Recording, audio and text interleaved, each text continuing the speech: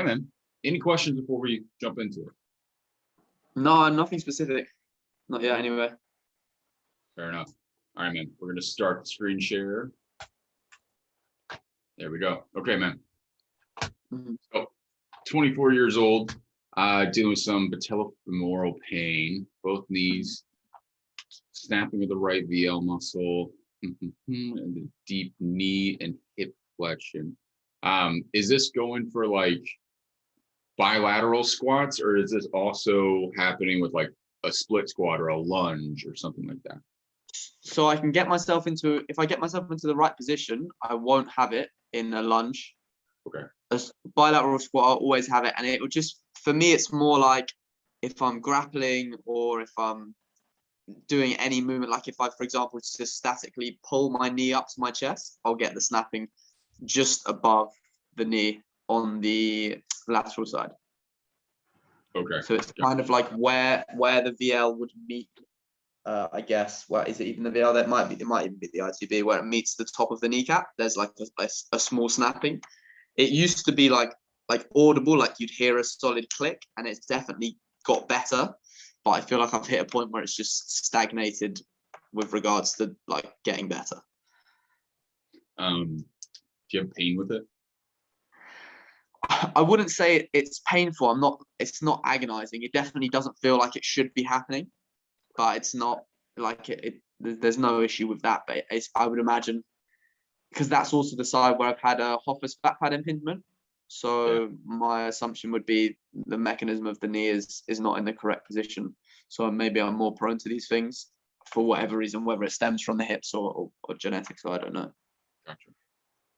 Okay, so this would be more on the right. Okay, then you have the right rectus femoris muscle. That should say left. That should say left. Sorry about that. Oh, this is left? Yeah, so the one that I've torn is on the left side. That I didn't realize I'd written that wrong. Yeah. That was like just ridiculous training choices a few years ago. Yeah, that sounds painful. Yeah.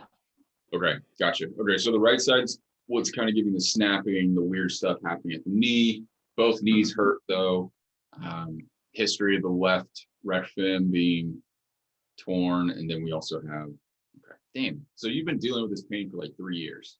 So I haven't actually. I had the patella femoral pain for about 3 months, around 3 years ago. But then since then, I've had 9 pro fights, and I've had no issues whatsoever with my knee. I've still had the snapping in the VL, but no patella femoral pain at all. Previously, at the time, I thought it was like diet related, and I sorted that out. So that's why I thought it went away.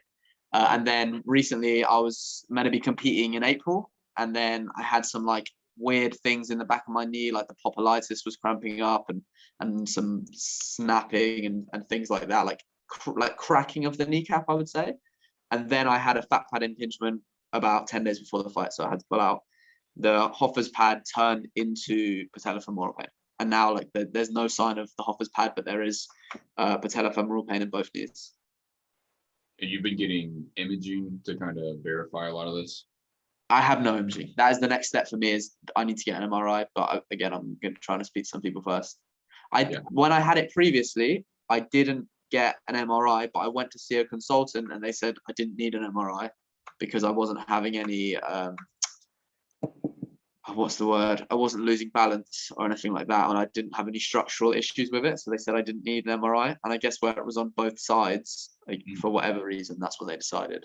But it was going to be a question I was going to ask you is because it's been going on for so long, would the next step be to get some kind of MRI to have a look at what's going on? I mean, it's not going to hurt. Yeah, exactly. It's not going to hurt. It might. And two, like, it's one of those, like,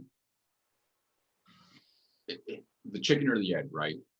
Like, is this happening because of this or that? You know what I'm kind of saying? Like, if you get this imaging, it may confirm some things for you, but at the end of the day, the interventions are probably going to be the same for what you need.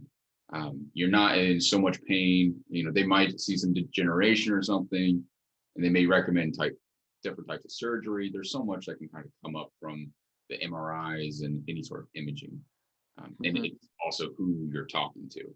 But having those in your back pocket, going to, seeing orthopedic surgeons, PTs, like whoever it is, you can always kind of pull those out and be like, I have this in the past, 3 to 6 months. This is what's going on.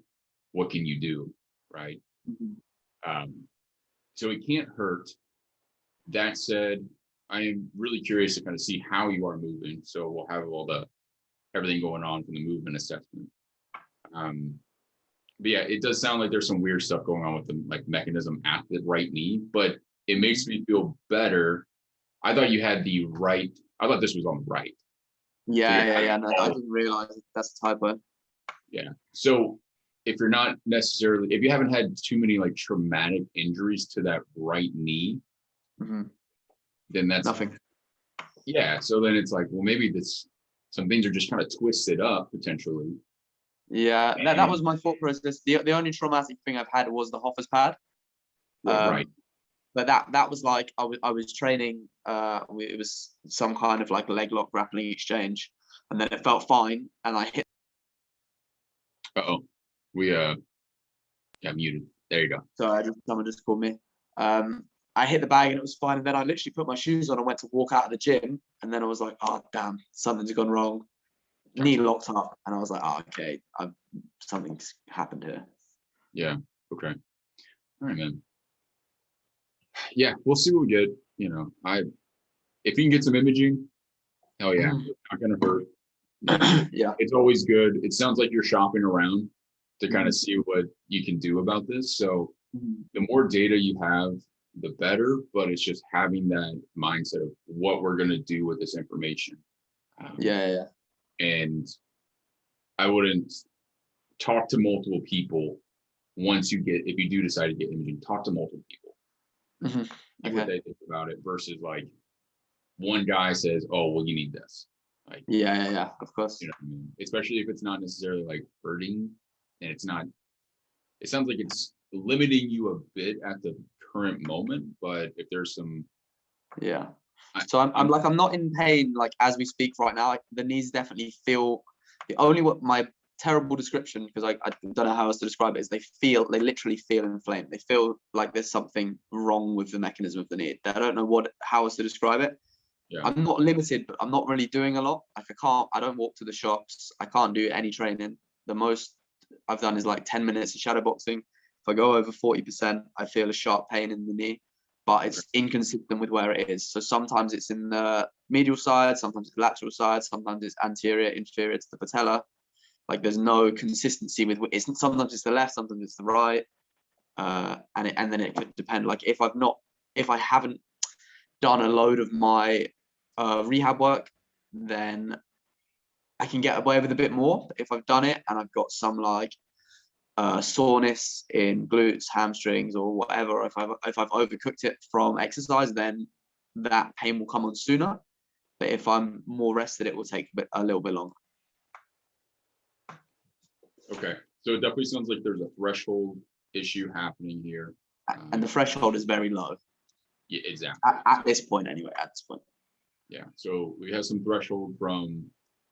It could be neurological, the system feels threatened. Anytime you're starting to utilize that musculature, the joint, anything like that, your body's like, hell no, we're locking it down. You can think of pain. I like to use this analogy as a home security system. You're coming home and you notice your house has been broken into, the security alarm went off, but they were able to they smashed up the place, right? So you go, I'm never going to let this happen again. So you bump up to the next level, you upgrade your home security system, but now it's super sensitive, right? So the wind blows wrong and the system goes off, right? A squirrel's tapping out the window, the system goes off. Those aren't necessarily threatening things, but because that system's so sensitive, then it can kind of it'll lock you down really quick. That's typical with chronic issues, and it sounds like these knee issues have been going on for a minute. But you definitely have suffered some sort of acute thing recently, right? That's not helping this as well. So I think because this is relatively acute, imaging is probably a good call. Just double check, If there's nothing that comes up, hell yeah, awesome. If something does come up, then you have more information, right? Otherwise, like I said, intervention wise from movement is going to be similar. You know, you have your rehab exercises that probably keep you going, but if there's anything I can give you maybe today that will supplement that and help you out, then, you know, we'll see what we can do. But does that make sense? Yeah, 100%, 100%. Okay. Any questions with that? No, I don't think so. I think it was kind of where I was heading anyway. I think the reason I've been, what's the word? The reason I've put off the MRI is because in my head, it's either going to be nothing when I'm like, oh, well, I wasted the money, or it's kind of like whatever worst case scenario is. So I put it off because I've thought, oh, if I can fix it with exercise interventions, then I don't have to deal with that. But I'm at the stage now where I'm like, it's been 3 months. I need to see what's going on, even if it is nothing. Yeah, 3 months is kind of 3 to 6 months. 6 is a hard cutoff for me. You know, if you're gone, and I say this, I'm preaching to the choir. You know, I do the same thing. I'm like, oh, like I can fix this. I'll be fine, right? And then it's like after about 6 months, like I need to figure out what's going on. There might be something more. Seek out some different help. So yeah, I think probably a good call. And also, you know, I'm just a guy on the internet. You know, this is my first time meeting you. I can't put my hands on you. I can't feel how things are working. So you know, consult with local PT, you know, physios, chiro, like whoever it is your go-to guy there. Like they've probably seen you more. So always take their opinion as well with this. So if they're kind of telling you like, go that direction, I'd listen to them. Cool. Okay. All right, man. So let's get into, so let's see, competing with MMA. Office pad. Okay, let's jump into the actual assessment. Let's see. I gotta pull it up really quick. Oh, all right, got it up. We're ready. Okay, man. Can you see this okay? Yeah, all good. Let's make it even bigger. Okay. So posture, just gonna tell us the big macro view, what's going on. The movements tell us more what's going on at each joint, and we kind of pair it together, see what's going on. That said, I'm definitely interested in how your feet are going to be moving, because the feet and the hip really control that knee and everything that goes on in between, right? So if you have any specific biases at one foot or the other, if there's anything like a hip height, stuff like that, it can tell us how that knee may move, react, twist, things of that nature. Okay. Let's see. So you're doing MMA. You're striking as well as grappling. You're doing everything. Yeah. Okay. Do you notice any weird stuff with like specific movements? Like if you throw a kick, is that one that like will a kick over time piss off the knee, or is it something else? So pre this happening, this most recent episode, I've had no issues striking or grappling at all. Like I've had 9 fights in that time, no issues. I haven't had to train through pain. Sometimes I would get stiffness in the hip flexors, but that would just, I guess, be from kicking. I'm 100% limited in left side abduction, because my left side kick is non-existent compared to my right. Like it's almost impossible for me to throw on that side. Okay. But I have full range of motion with regards to kicking to the head. Like that's never an issue. It's literally just abduction on the left side with that kick. Okay. That tells us some stuff for sure. Okay. Let's just kind of talk about the general posture. I wrote that down. We'll come back to it. We'll call that straight. Posture from the front looks pretty good. Arms are a bit like biased toward like a toe off position, so you're kind of like going out. You're probably leaning pretty far forward on the toes. It's not necessarily a bad thing. It's probably useful for your sport, but it's just giving us information, right? There does seem to be sort of it's like this, and again, this could be lighting. We always got to take into account the lighting with this stuff. It looks like your right hip is coming a little bit more toward the camera. That right knee is a little more forward as well. And I would even say like this pec and everything, like your right side just kind of like going more forward in comparison to the left. Hips look pretty even. Not seeing too much there. Let's see. Yeah, hands look pretty even. Just this whole side just looks like it's coming toward the camera. Okay. Okay. As for the toes, you got some spacing between the big toe and this little, I guess you can call it like a index. I don't know what that is. That the second toe, right? Yeah. So an increase in spacing there, which would tell us that there might be like a bit of some heel strike bias, but I think it's fake. I think you're on the toes and your feet are like grabbing the ground. 100%, 100%. Yeah. I've been working on getting my toes to let go recently, like a lot of foot pronation drills and things like that, which I was missing. The little toe on both sides is like almost wrapped underneath my other toe. But yeah. I've messed my toes up so many times from like kicking things and just like bruised them. I've never broken any probably that I know of, but I've definitely messed them up a few times. Yeah. Well, think about your sport. Like you throw a kick, you throw a punch, like those are super, high velocity, high power output. You're grabbing the, whatever. I don't even know what the floors are made of in an MMA fight, but like it's not probably the most, they look a little slick. But anyways, you're like trying to grab and trying to produce force from that. So you're going to grab the floor like with the toes and all.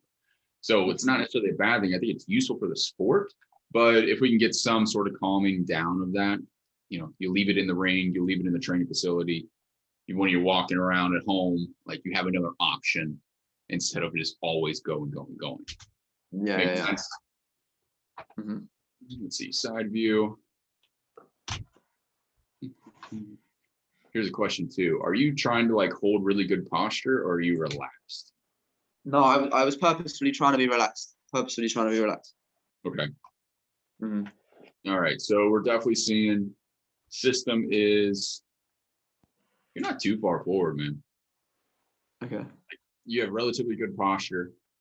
That is definitely an improvement where I was previously, because I remember when I had this issue a few years ago, I had photos that a physio had taken.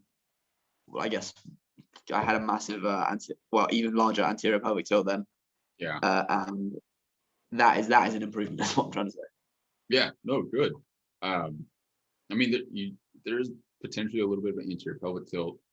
It looks like you're honestly like biased toward like a mid stance position in just terms of like your standing positioning, where everything like this is all going through like it's like a late mid stance, right? You're going through the ball of foot, but just in front of it to where the center of that foot should be making contact. I like those pronation drills. I think that's a good idea for sure, and to get those toes to relax. Are you doing those with like your feet, your toes hanging off of like a yoga block or something? I'm not. Okay. It could be beneficial because I think you said you did a consult with one of David Gray's folks. Yes. Yeah. Yeah. Is that where you got like the pronation drills? Yeah, she gave me a foot pronation drill, like put a coin under the arch and go heel to toe, dorsiflex the ankle as I pronate, and then a kind of like the upright runner, but yeah. Okay, but it wasn't quite with the leaning and the breathing. It was more like an RDL from that position, just like abducting the leg against the wall to get some glute max, and then what else did she give me? Side lying scissor adductor pullback, but more like an ISO instead of like going through the movement, just to get some more internal rotation. And then the other one was like kind of like a a standing hip shift hinge. So I would shift into one side and then I would like slouch into a hinge from there. Gotcha. Okay. Yeah, man. I mean, this is just stuff to try. So with that pronation drill, I put your foot up on a yoga block. So it's like, here's my yoga block, my foot's on there, my fingers on my toes, and then let those toes just relax and then go heel to like the ball of the foot and doing that same like pronation drill. Trying to get that. What'll happen is those toes, since they're grabbing, they're just going to compensate. They're going to make you do all kinds of funky stuff with that foot. and they may not allow for the full pronation to occur. So doing that with the toes, you may just get a little bit more activation than before. Something to try. Okay. Yeah. Make sense? Yeah. 100%. Cool. Oh yeah, man. Look at this. So these feet, man. I think there's something going on for sure. And I think like you can see this sort of bowing out. Yeah. But this one has this like bowing in. Yeah, that's messed up. Well, it's not your body's just behaving the way it needs to behave, right? Like you're fighting. That's what it is. So your body's doing the best that it thinks it knows how, right? The body's smarter than me, any other physio person out there. It's been around for a long time. So it's going to behave in a way that it believes is appropriate for its environment. Okay. So, don't get mad at it. Don't get frustrated. It's doing the best it can. And just sometimes we can remind it of other options that are out there, right? So pronation, for example, just remind you, it's like, hey, you have this capability, right? Like, do it. You don't have to be so locked up and always using the toes. That's just like an example. But anyway, so it's sort of that you're getting this inward bow of the foot. You can see a little bit more of these toes on this side versus this side. So that's going to create sort of this rotation. Where's my other drawing tool? So it's like this foot is coming down into sort of a fake pronation. Okay. It's more like inverting, doing this weird thing at the ankle. You can't get the foot to flatten. So guess what? This ankle bone just comes flying in. Okay. Yeah. What's that going to do to the knee? It's going to bring it along with it. Yeah. Okay. So you're probably getting like a sort of, let me look at the front one more time, because I don't want to say that it's just straight bias into, okay. Yeah, it's more of like a toe off positioning here. Because this foot's like coming down and in, right? Yeah. But you can see, so your knees are pretty straight. But if we look at like where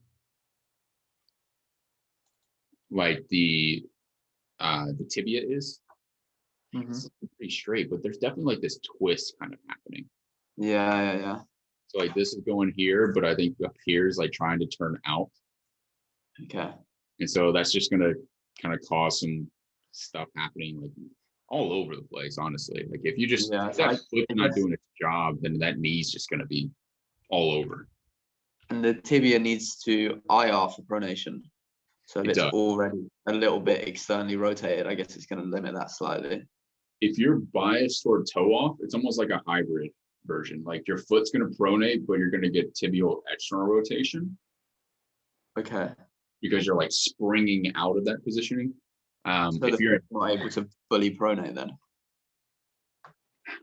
I think you're further forward. It's almost like you've gone so far forward on your toes that you've started to come back and your feet are just like clenching the ground. Okay. So imagine I'm behind you and I shove you forward. And then what do? You kind of like throw yourself backwards. Yeah. So you're throwing your body backwards and you're grabbing the ground because that force that it would apply to you pushed you forward. Does that make sense? Yes, it does actually. So you're just in this like sort of falling forward, like whip action. And that's causing these feet to like, they're compensating for lack of ability to pronate. You're just far forward. You're super far forward. Yeah. To be expected, man. You're doing it. And I mean, the sport is you are like when you're moving on your feet, you don't really let your heels touch the ground. You're on your toes all the time. The whole time. That makes sense. Exactly. So again, I don't want to take away really any of this because it's working for you. Like you're winning, you're doing everything that you need to. It's just reminding the body like, hey, we have some other options here. You don't have to just lock up the way you are. So yeah, you need some alternative movement strategies. Right. So not always like that. Exactly. So this left hip does look a little bit higher than the right. It looks almost like you're in a lateral orientation, Okay. where this left hip is coming up like so. You definitely need some IR on this ledge. You need IR big time on this ledge as well. Yeah, man, I would start by getting right glute max to start pulling, like pushing you toward the left and pulling you back on the left. So it's like I would do a right glute max type exercise first, and then follow it up with like your adductor pullbacks. Okay. And just right side lying adductor pullback to get that left adductor. Yeah, that would work. Or would it want to be something more standing? Let's just see where you're at though in terms of, yeah, you can even see how. Sorry, I'm just kind of going back and forth. I'd just be cautious because I don't know how much of like a straight leg raise you might actually have. I think it's around 50. Okay. And yes, it's around 50. I'd probably hang out around like anything below 45 degrees right now.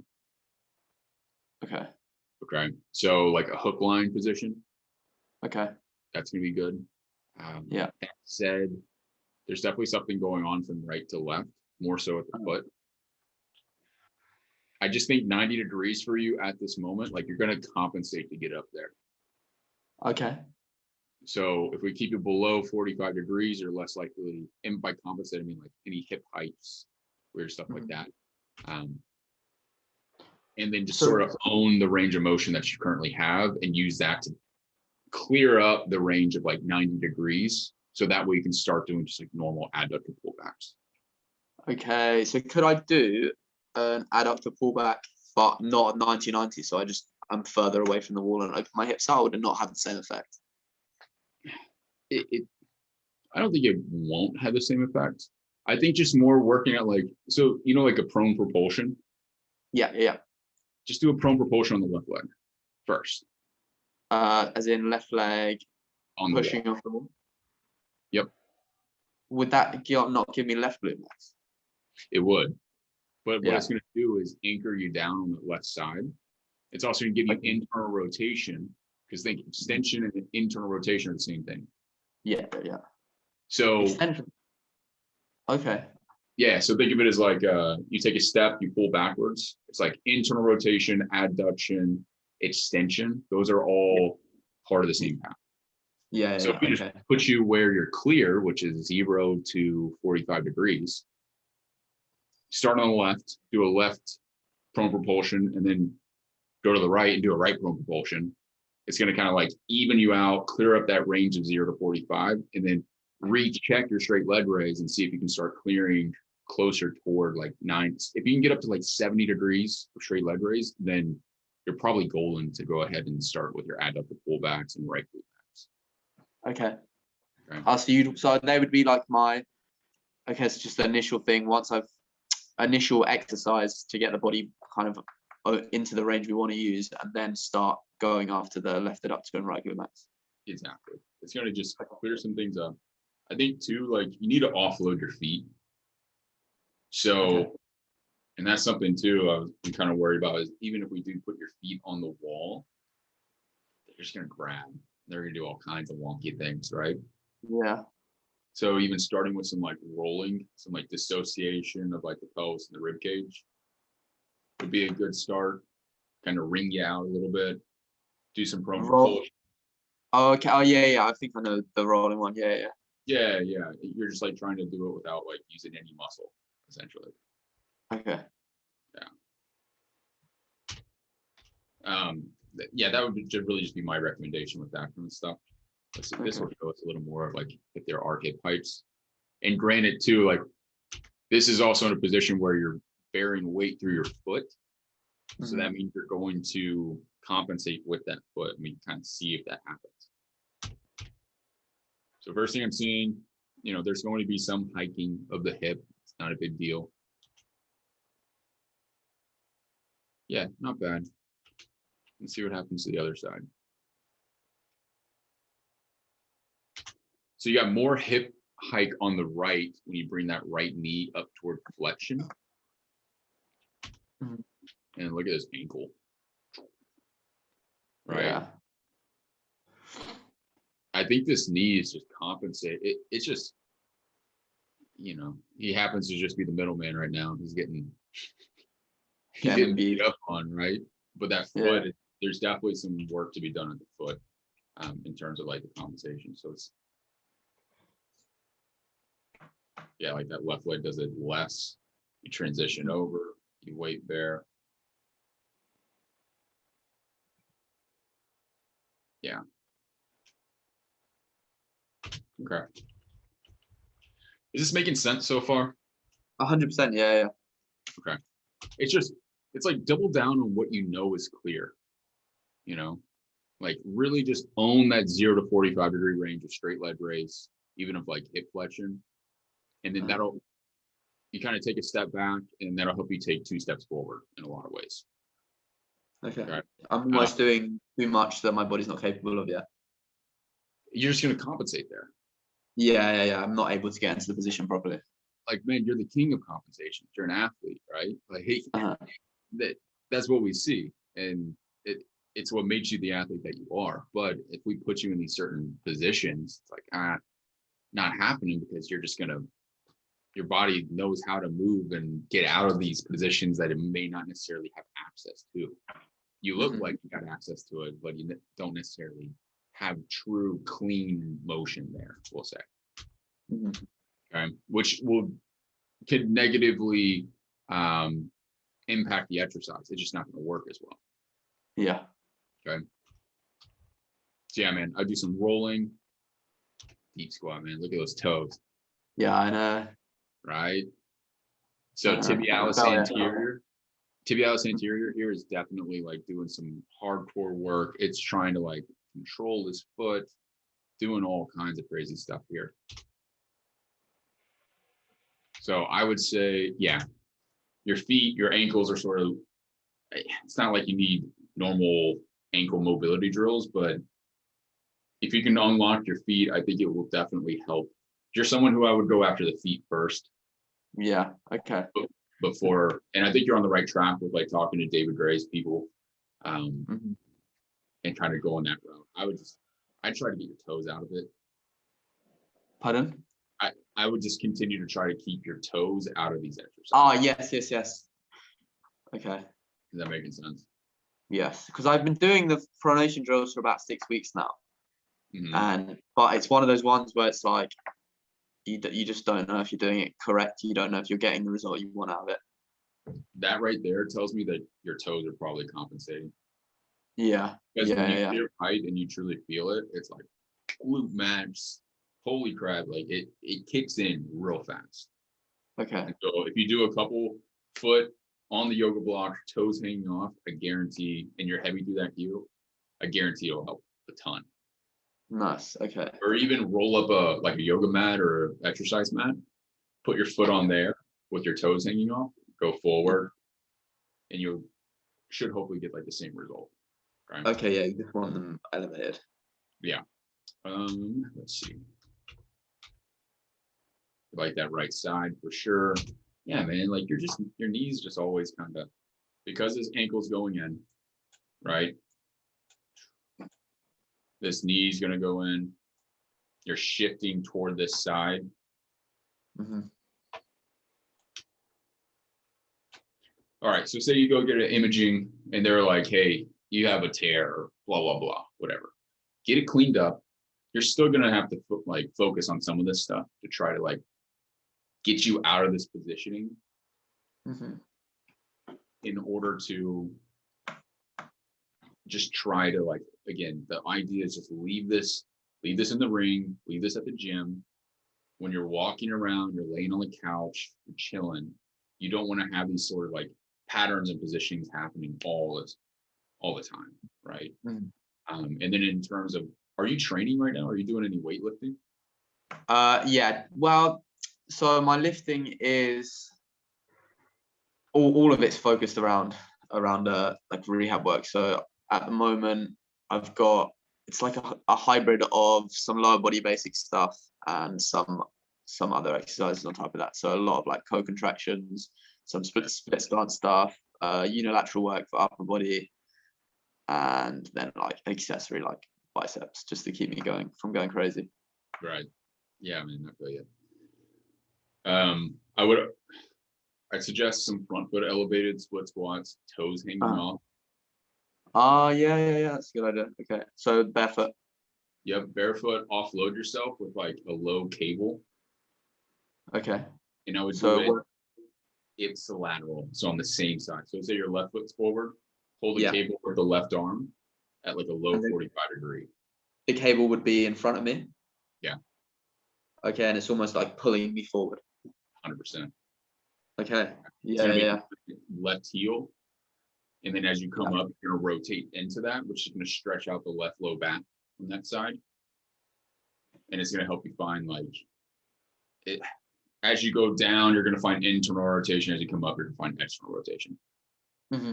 Yeah. And am I like hip shifting? Am I choosing to rotate away from it? Or am I just going to let it do its thing? I don't think you need the hip shift. Okay. That's just my 2 cents. I'm using less and less hip shifts, especially for my athletes, because you compensate. Like I put you there and you're like, oh, it looks like a pretty hip shift, but in reality, like you're just doing all kinds of crazy stuff there. So you're using like load positioning to influence what you want. Exactly. Like I used to think I could hip shift all day until like I really put some eyes on me, got some cameras and was like, what the hell is going on? Like, what am I doing? It feels like I have this going on, but not necessarily. So I think a hip shift for you, maybe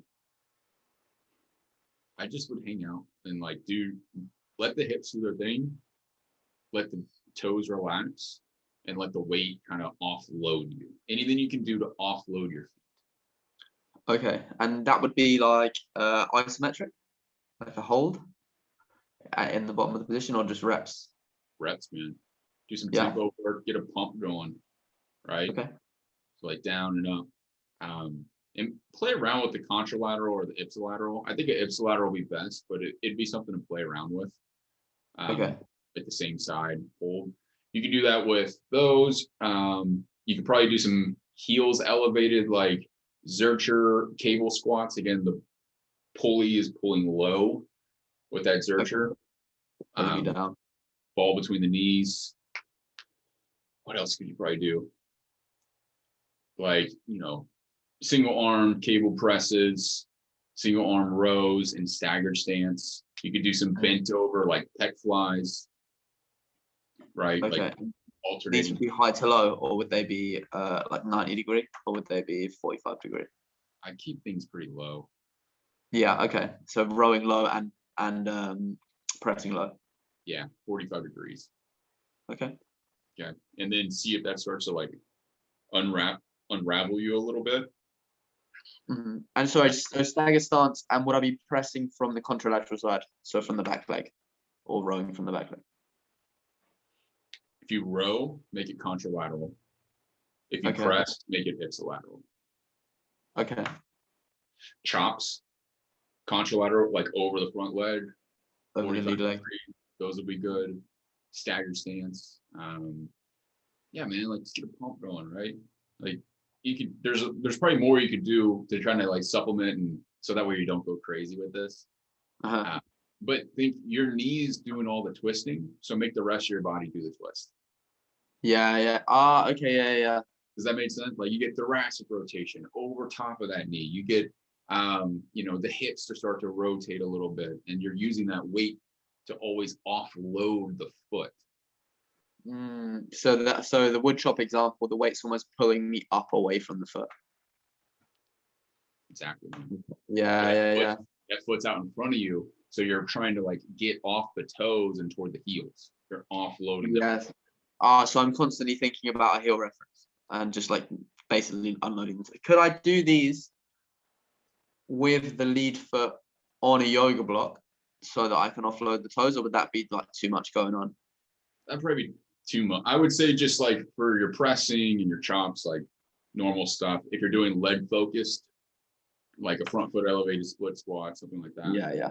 Toes hanging off, and you're just Cool. Kind of going, that's more specific toward that knee in the lower body, if you would.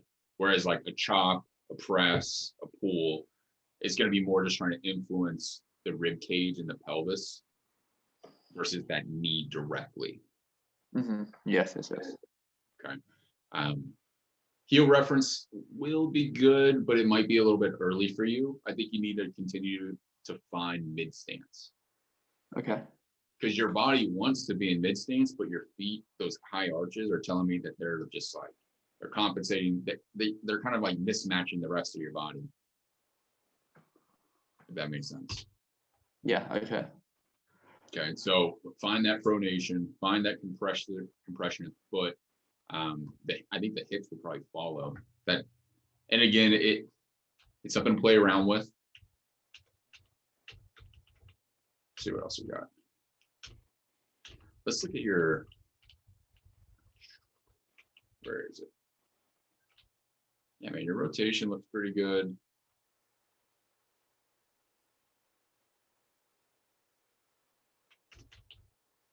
Let's just see the internal and external rotation really quick.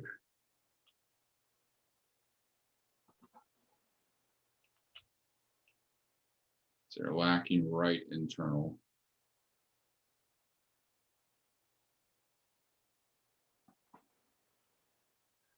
A little more on the left than you do the right. Yeah, man. You need to pull that left leg, you need to push your left hip back first. Push it back from the right. Exactly. Yes. Yeah. Okay. Yeah. So I'm you need a right glute max. I would try to get a right glute max first. Okay. So, yeah.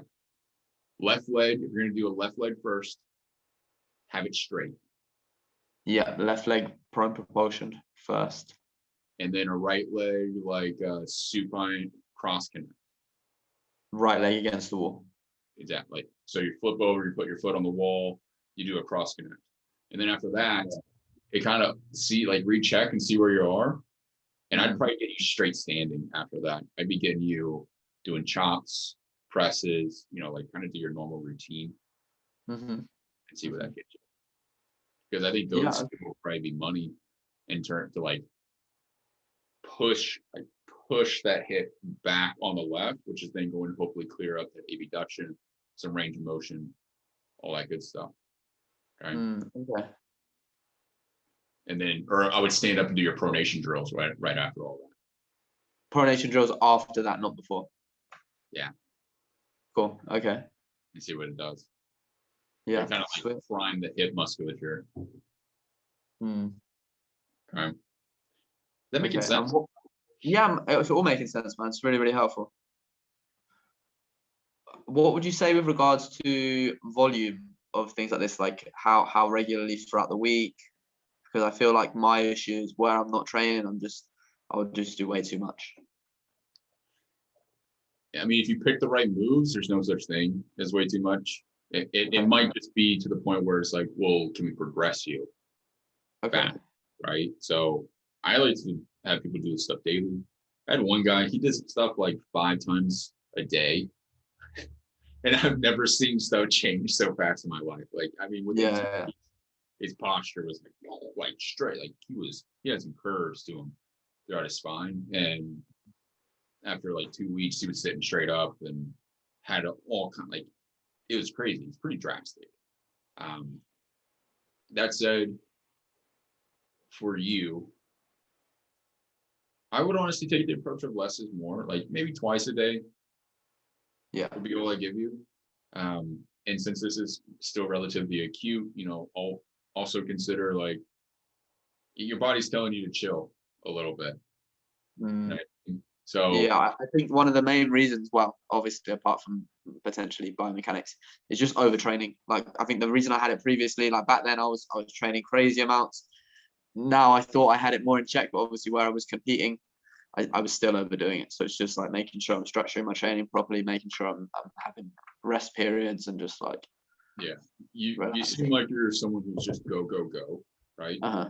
Which, it's not a bad thing. It's just who you are. But that said, finding some semblance of parasympathetic systems, whether that's like you go for a walk and you're just chilling with the dog, you know, or oh man, like for me, it's my 20-30 minutes of me doing some breathing drills because I feel like I need to do something related to my health and movement. But that gets me nice and relaxed. It helps my sleep. You know, I'm getting 7 to 9 hours of sleep at night. And that's really all you need. Like that's recovery right there. Right. If you have that, 9 times out of 10, it's really tough to truly overtrain at that point if you have those things in place. But I'll tell you, if you don't have calories in the right place or you're not getting proper sleep, you're getting like 5 hours. No, my sleep's on point. I'm good with the sleep. I think the calories is also a big thing. Obviously, like at the moment where I'm not competing, I'm like 68 kilos. But I fight at 57 kilos. So I don't know, like whatever that is in pounds, like 150, and I fight 125. Yeah. So I'm always in a calorie deficit. So a lot of the time I'm in a calorie deficit. So I'm having to make sure that I'm on top of all the other recovery options. Yeah, for sure. Other stuff. If your sleep's on point, you know, you could look at some blood flow restriction. Okay. Anything like that? So that's like band around the knee. Yeah, you'd put it around the quad and just, you know, rep out some leg press, something like that. There's some different, if you look up blood flow restriction, that was something we use a lot with people with patella femoral pain or like ACL reconstructions, NCL, like, or fresh blood to the area. Yeah, so the science behind it is essentially you hold all the blood in the leg while it's doing work. You don't have to do a ton of work. You don't have to like a ton of intensity, right? So normally someone needs 300 pounds on a leg press. You can do it with 80 pounds.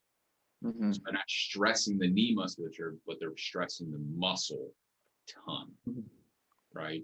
Or knee musculature, the knee structure, like the joint itself. And then you can, it just is like, it traps the blood. And then when you release it after 5 to 10 minutes, all that blood goes back and it kind of starts these like receptors and all this stuff to where the body's like trying to send fresh blood flow to the area. It restarts healing process a little bit faster. And it also, I think from like a neurological perspective, helps to raise that threshold a good amount. And so that way, what normally would piss off the knee doesn't as much or as quickly. Okay. So I think you would be a good candidate for that. It'd be something worth trying. Yeah, I was going to look into it. Okay. And then the other thing I was going to look into potentially is like PRP, in some kind of PRP injection. Yeah, that's. I've seen it for like patella tendinopathies and things like that. So I don't know whether it's the same for patella femoral pain. But obviously, like I don't want to keep chucking money at it. So yeah, I'd rather take another route first. But I don't know if you've heard of anyone using anything like that. Yeah, definitely. I heard it more utilized with like meniscus tears is a big one, where like because the meniscus is hard to like regenerate, as they say, because there's lack of blood flow. So they'll get injections with that. I haven't heard it so much for patella femoral pain. That would be more of a question for like if you get some imaging, a doctor. I know enough to be dangerous, but that's really kind of outside. Unless it's movement or like this kind of stuff, it's out of my wheelhouse. No, I understand. Yeah, but yeah, I see if you can find some blood flow restriction. Right, there's a ton of protocols out there, but and like I said, you just set up with a leg press. They're super fun too. It helps too with the monotony. We actually don't have a leg press at my gym because it's a martial arts gym. We do have a lot of equipment, but just like we don't have a leg press. Set up and do some front foot elevated split squats. Yeah, that's what I was thinking. Like step ups, like do some like lateral step ups. It's tough, man. Like you'll do it and you're gonna start failing out. And like I said, it just helps with the monotony too of like all my exercises correctives, which is boring as all get out, right? So it's like get something where it's like I'm working hard, like this is like holy shit, it's kicking in. That makes sense. Yeah, 100%. So yeah, I definitely recommend it. So I'm going to shoot you an email though. It'll have some recommendations in there in terms of like everything we talked about, some training services if you're interested. You'll have this link. I'll put it on YouTube, and then I'll like shoot you the link in the email, and then refer back to this if you have any questions. But just a quick summary: get the feet, get the toes to relax. I'd stay low, below level of 45 with pressing and sort of lead movements, more staggered stance versus like full on lunges right now. Okay. Feet closer together. Yeah, a little bit closer together. You could do like some staggered stance, like Camperini deadlifts, some staggered stance, like squats would probably be good right now. So even for the FFE, have the back leg closer. Yeah, maybe play around with that. I think that one's probably a little bit safer, just because you're going to get the toes to relax. But I would do that like after you do your correctives. Yeah. Because it'll give you that range of motion to go toward that. Okay. So you do, whatever it is you're doing, left side prone propulsion, right side cross connect, pop up off the ground, try some FFE type exercises. Does that give you some ideas? Yeah, man, that's been really helpful. Really appreciate it. No problem, man. And then, talk to some folks, get some other ideas. I'm on board with imaging. I don't think it would hurt. I hate for you to have to spend the money, but I just want to be back to it. Like I don't really. It's not that. Obviously, you want to get it right, but you got to spend money, don't you? Unfortunately, as well. Has anyone looked at you in the past? Well, I'd just be curious to see, like, if someone takes your knee and they start like doing a couple special tests with it, like, do they think you need imaging? So when I initially had the Hoppers pad with a local physio who we used, he said it wouldn't hurt. He wasn't like, you need imaging, but there was nothing. There was no reason for him to think I damaged any ligaments. There was nothing. He had not, for whatever reason. That's what he said. But he was like, he said the same as you. He's like, it's not going to hurt. I don't think you've done this and you need an image, but it's not going to. It's never worse to have more information, is it? So, I mean, do you feel like since you've been doing like the pronation drills and everything, because you've done like 6 weeks of it, has it gotten better? I would say it's better, because previously I couldn't even do like 2 rounds of shadow boxing, but it's a very slow process, and the snapping in the VL seems to have stayed the same. Like that's something that I just can't seem to get rid of.